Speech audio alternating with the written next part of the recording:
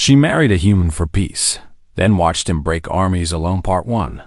The Treaty. Bride. The Valkyrie Dominion had conquered 12 star systems in less than 100 years.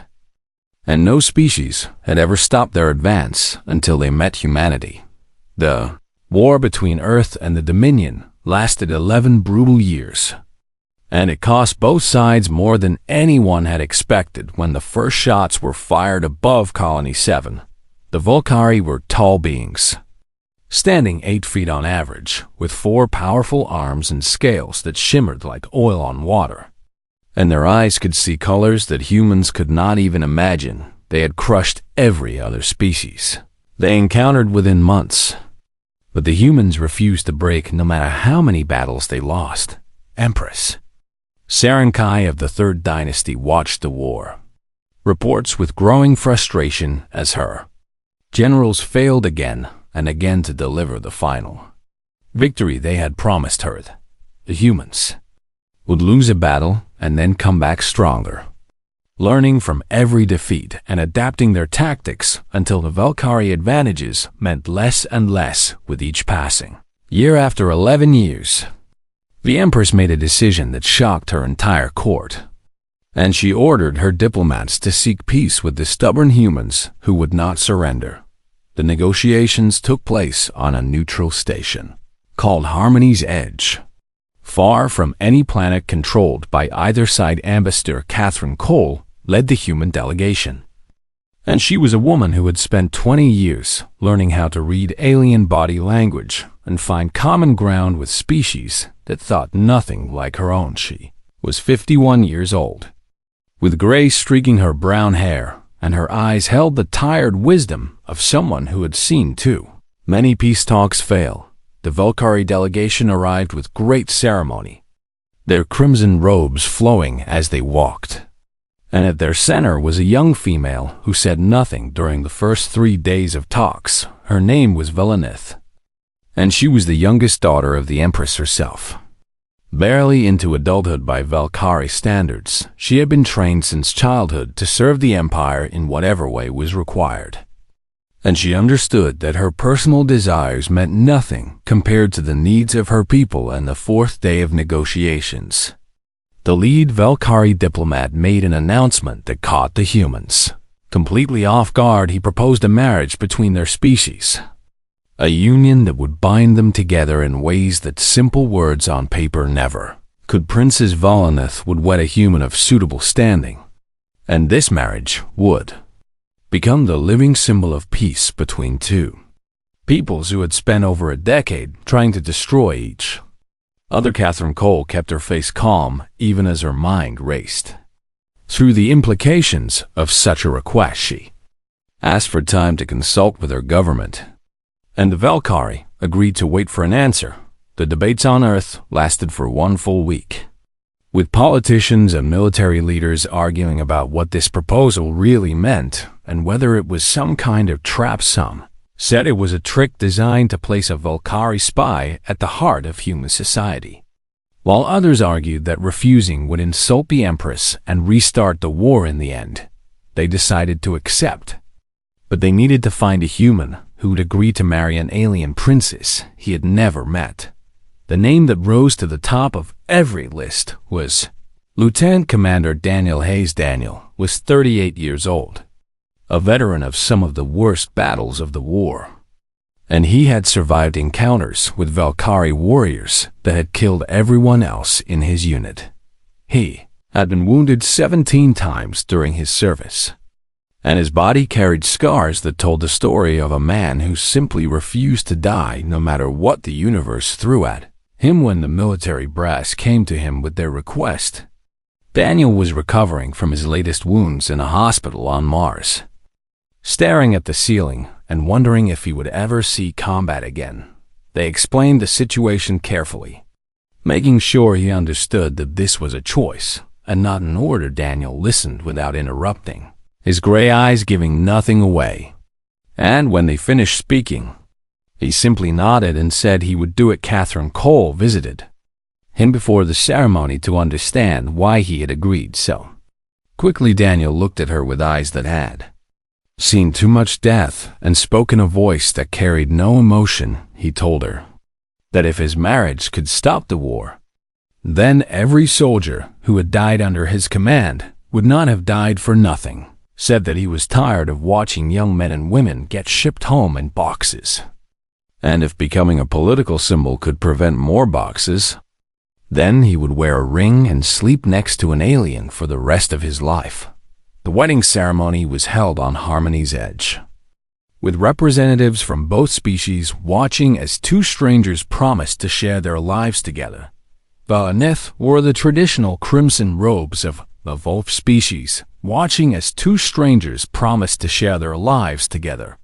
Valinith wore the traditional crimson robes of Ovonith, wore the Stogishes watching as for stout sonard his worn robes of was to share their lives mess, wore the traditional crimson robes of Avods of Velkari royalty, her forearms adorned with golden bands that marked her status, and she moved with the grace of someone trained since birth in proper court behavior. Daniel wore his dress uniform, every medal he had earned pinned to his chest, and he stood straight and tall despite the pain from wounds that had not fully healed. Neither of them smiled during the ceremony because this was not a moment of joy but a moment of duty. They spoke the words required of them in both languages, promising things that neither of them felt, and when it was done, they were husband and wife in the eyes of two civilizations.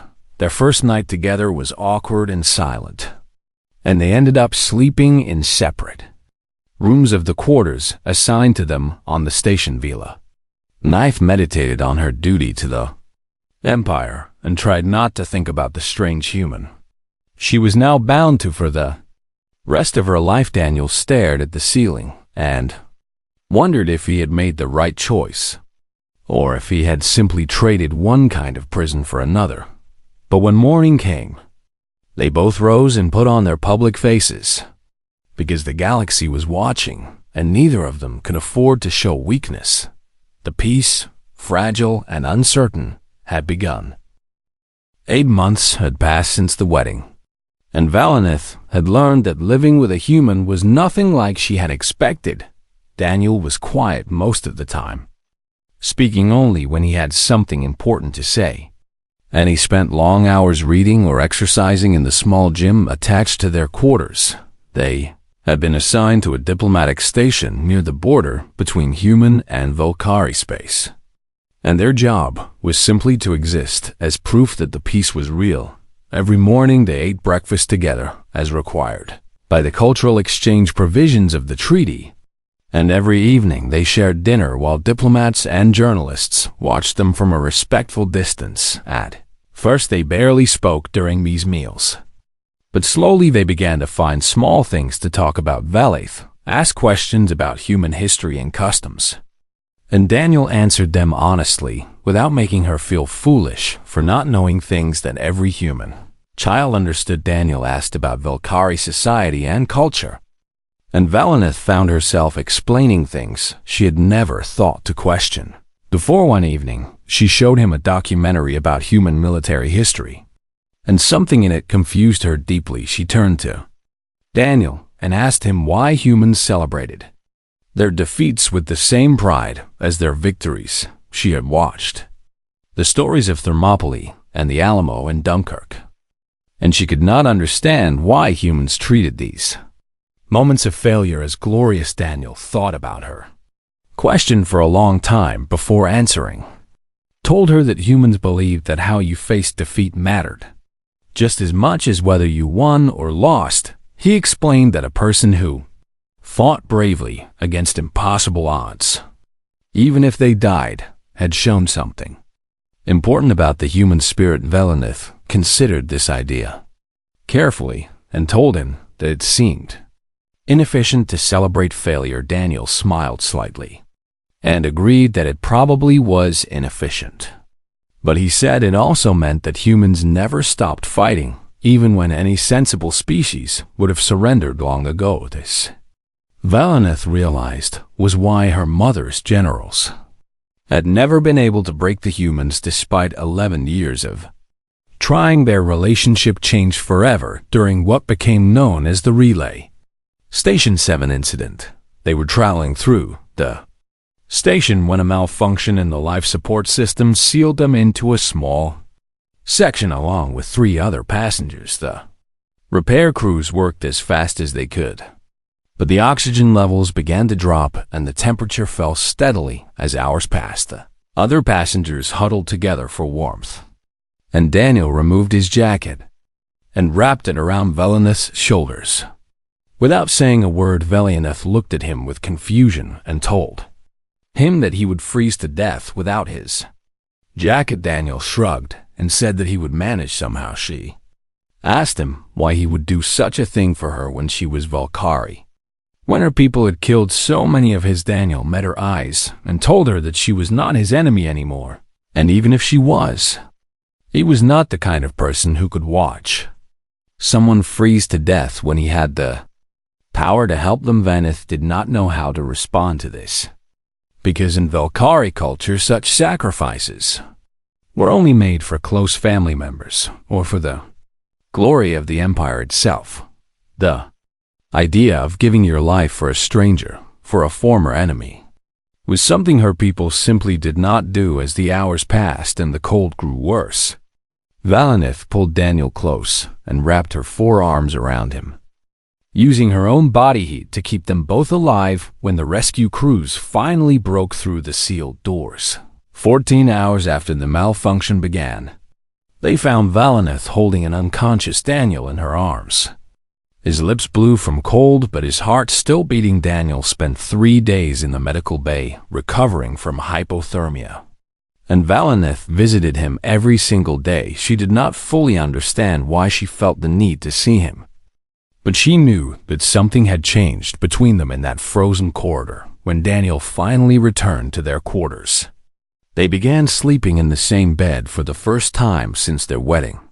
It was not romantic at first, just 2 people seeking warmth and comfort after a brush with death.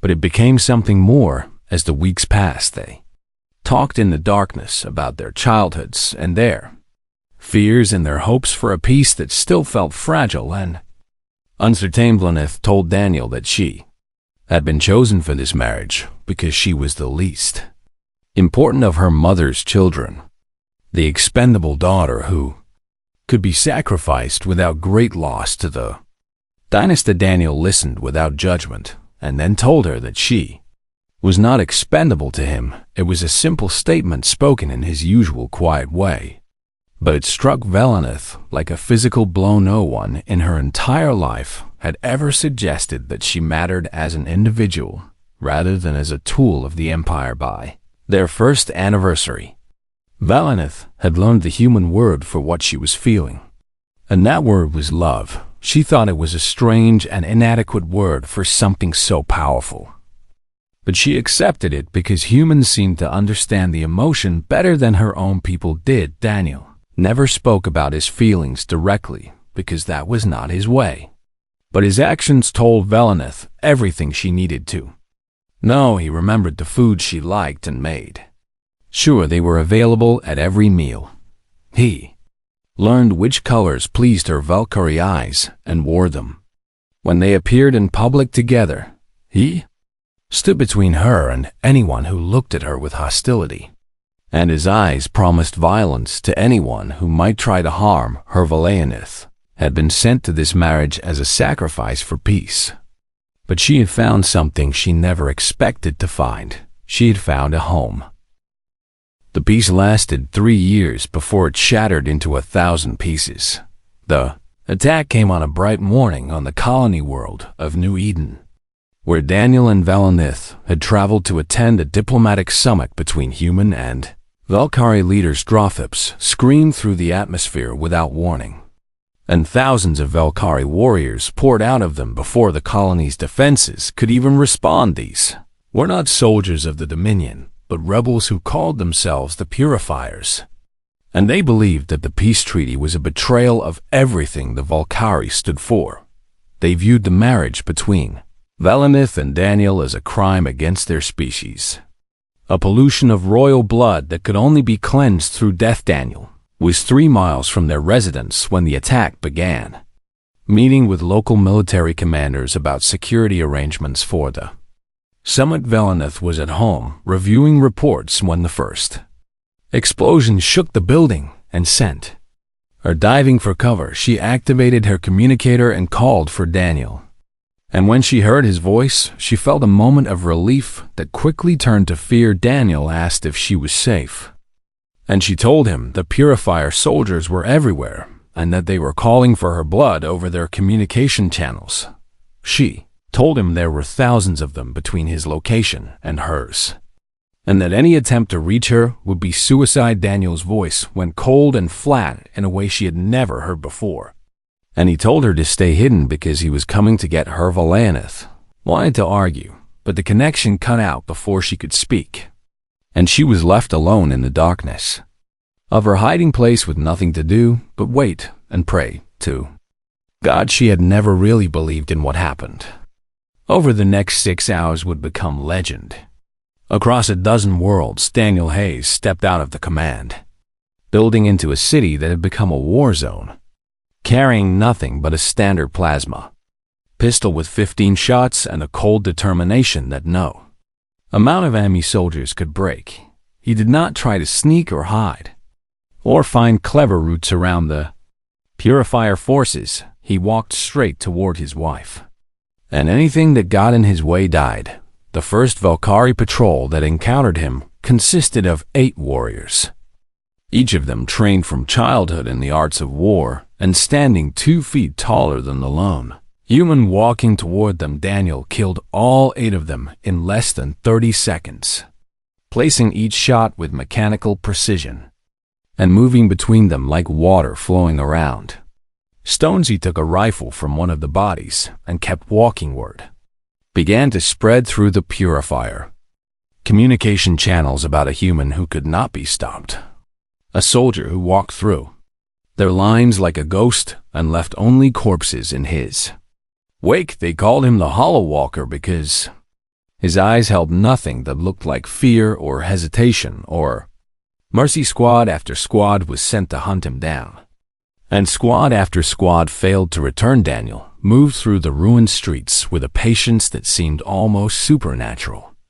clearing buildings and intersections with the efficiency of a machine designed for nothing but killing. He had spent 11 years learning how to fight the Valkyrie, studying their movements and their weaknesses and their tactics until he knew them better than they knew themselves. All of that knowledge now served a single purpose, and that purpose was reaching his wife. By the time Daniel arrived at the residence, he had traveled 12 miles through enemy territory and killed 47 Valkyrie warriors along the way. His uniform was soaked with blood that was mostly not his own, and his plasma pistol had been discarded miles ago when its charge ran out. He carried only the rifle now, its power cell nearly depleted, and his hands were steady despite everything he had done. When he purifiers surrounded the building where Velenith was hiding, and they had been warned about the human who was coming for them, they set up defensive positions and waited with weapons ready,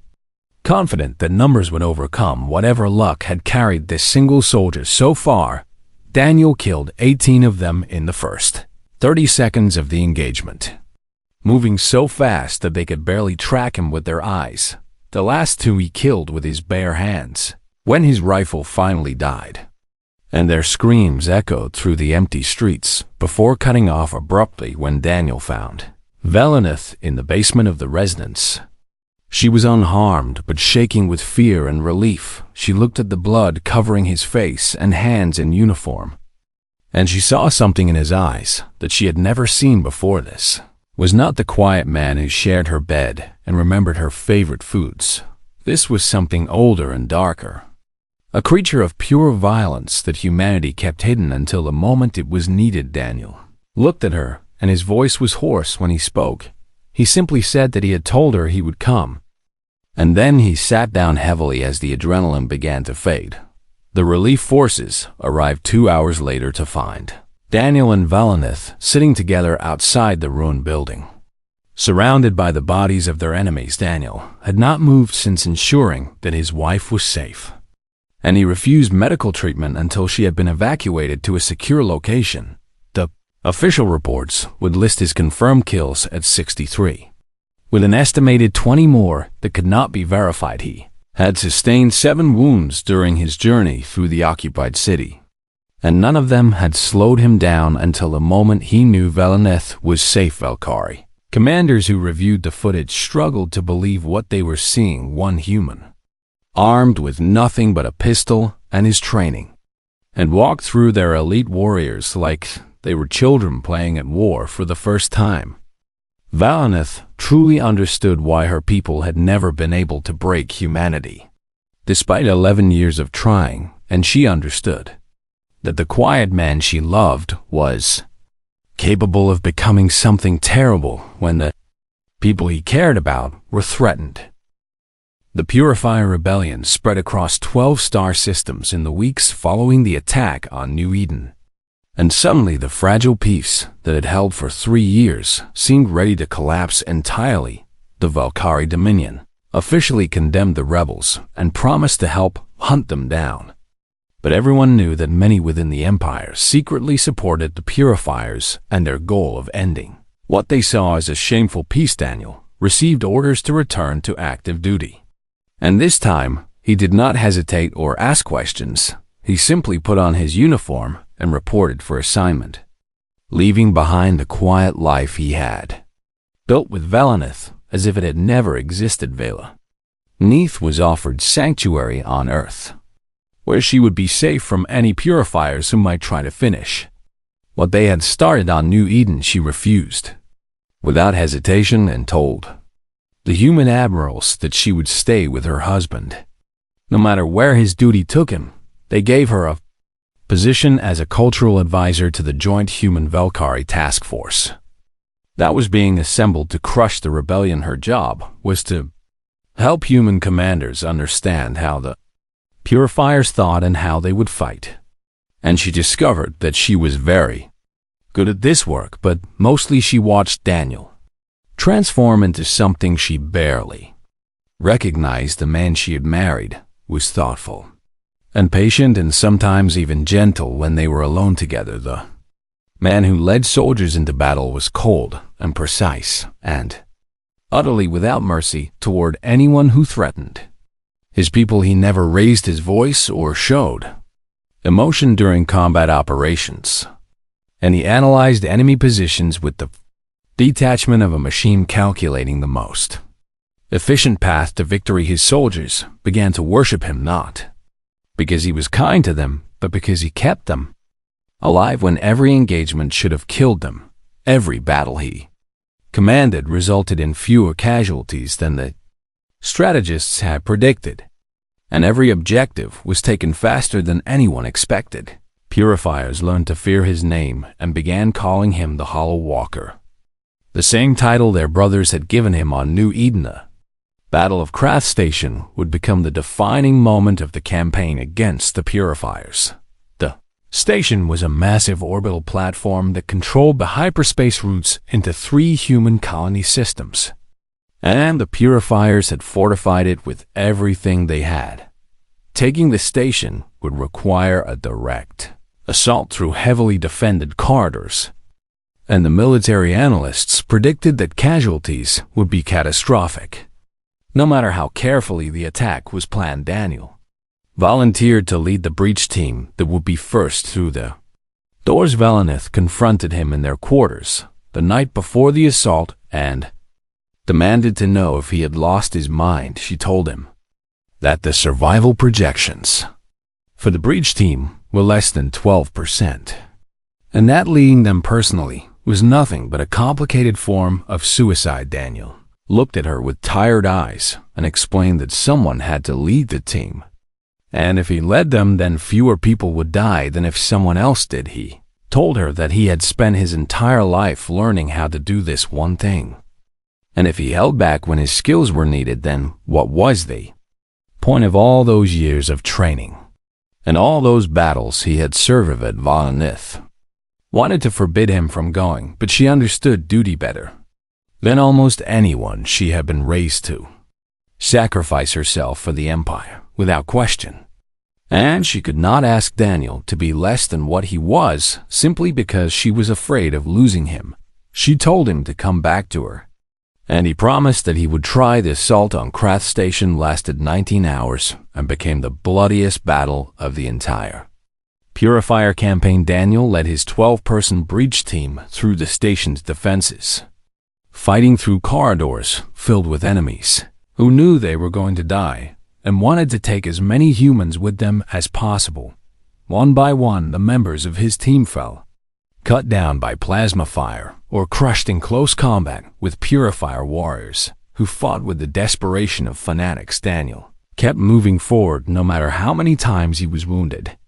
And somewhere around the 7th hour of the battle, his conscious mind simply stopped functioning. What remained was pure instinct. Years of training compressed into automatic responses that did not require thought or decision. He killed and killed and killed, moving through the station like a force of nature that could not be reasoned with or stopped. When the station finally fell and the other human forces reached the command center, they found Daniel standing over the body of the Purifier commander. He was covered in so much blood that he barely looked human, and his eyes were empty in a way that made even hardened soldiers take a step back. He was the only survivor of his original breach team, and the bodies of over 200 Purifiers lay scattered through the corridors. Behind him, the footage of the battle was classified at the highest possible level, but copies leaked to the public within weeks, as they always did. Humanity called Daniel a hero and celebrated him as proof of what their species could accomplish against impossible odds. The Valkyrie called him a monster and wondered what kind of civilization could produce a being capable of such sustained violence. The Purifiers called him proof that humans were too dangerous to share the galaxy with, though fewer and fewer of them remained alive to say such things. Vila Ninth simply called him husband and held him through the nightmares that followed the battle. Daniel did not remember most of what he had done on Krath Station, and the doctors said this was probably a mercy. He would wake in the middle of the night screaming words that made no sense, and Velenith would hold him and whisper that he was safe until the shaking stopped. She had watched him break armies alone, and now she watched him struggle to put himself back together. She did not know if he would ever fully heal from what the war had made him become, but she knew that she would stand beside him no matter how long the healing took. The Purifier rebellion ended not with a grand final battle, but with a slow collapse as their leaders were hunted down one by one, and their support among mainstream Valkyrie disappeared. Empress Serenkai issued a formal condemnation of the rebellion and declared its surviving members to be traitors to the Dominion. And this time nobody doubted that she meant every word. The peace that Daniel and Velenith had been married to protect had survived its greatest test, and now it seemed stronger than ever before. The military offered Daniel a promotion to admiral and a position on the Joint Command Council that would oversee relations between humans and Valkyrie for decades to come. Daniel declined without hesitation and told the brass that he had done enough killing to last several lifetimes. He said it was time for someone else to carry the weight of command, and he submitted his resignation papers before anyone could try to talk him out of it. The military let him go because they understood that some soldiers gave everything they had and deserved to rest when the fighting was done. Daniel and Velenith moved to a small colony world on the border between human and Valkyrie space, a quiet place called Haven's Rest where nobody cared about politics or war. They built a house on a hill overlooking a valley filled with purple grass and silver trees, and for the first time since their marriage, they had peace that was not fragile or uncertain. Velenith discovered that she loved gardening, a concept that had no real equivalent in Valkyrie culture, where food was grown in massive industrial facilities. She spent hours each day tending to flowers and vegetables with her 4 hands, learning the rhythms of growth and seasons that her people had forgotten long ago. Daniel discovered that he could sleep through the night without screaming as long as Valinith was beside him. The nightmares still came sometimes. Memories of blood and violence that would never fully fade. But they came less often as the months passed. They had visitors sometimes. Old comrades who wanted to see how the legendary Hollow Walker was doing in retirement. Curious Valkyrie traveled from across the Dominion to meet the princess who had married a human and found happiness. In a simple life, diplomats came to check on the couple who had become living symbols of the peace between two civilizations. One such visitor was Catherine Cole, the ambassador who had negotiated the original treaty and witnessed their wedding all those years ago. She had retired from the diplomatic corps and was traveling the galaxy before settling down somewhere quiet herself. Catherine sat with Daniel on his porch as the sun set over the valley, and she asked him if everything he had been through was worth it in the end. Daniel thought about the question for a long time before answering. He told her that he used to believe he was nothing but a weapon, something that humanity pointed at its enemies and fired without caring about the damage it caused. He said the war had made him into that weapon, and he had accepted the role because he thought he had no other choice. Catherine asked what had changed, and Daniel looked across the yard to where Valinith was working in her garden. He told Catherine that Valinith had shown him that he was more than a weapon, more than a tool for killing. He said she had married him for peace, but he had stayed married to her because she made him want to be human again. Catherine nodded and told him that historians were already writing about his exploits, turning him into a legend that would be remembered for centuries. They called him the Hollow Walker and the Breaker of Armies. And children across human space were growing up hearing stories about the man who had walked through thousands of enemies to save his wife. Daniel smiled slightly and said that legends did not have nightmares that woke them at 3 in the morning. He said legends did not need their wives to remind them that the war was over every time they heard a loud noise. He told Catherine to let the historians write whatever they wanted because he knew who he really was. Valinith finished her work in the garden and came to join them as the first stars began to appear in the darkening sky. Her scales shimmered beautifully in the fading light, and she took Daniel's hand in one of hers. As she sat beside him, she asked what they were discussing, and Daniel told her they were talking about the future. Valinith asked what the future held for them, and Daniel looked up at the stars that had once been battlefields. He thought about the empire that had been his enemy and was now his family through marriage. He thought about the woman who had started as a stranger and become the person who knew him better than anyone else in the universe. He told Valinith that the future held whatever they decided to make of it.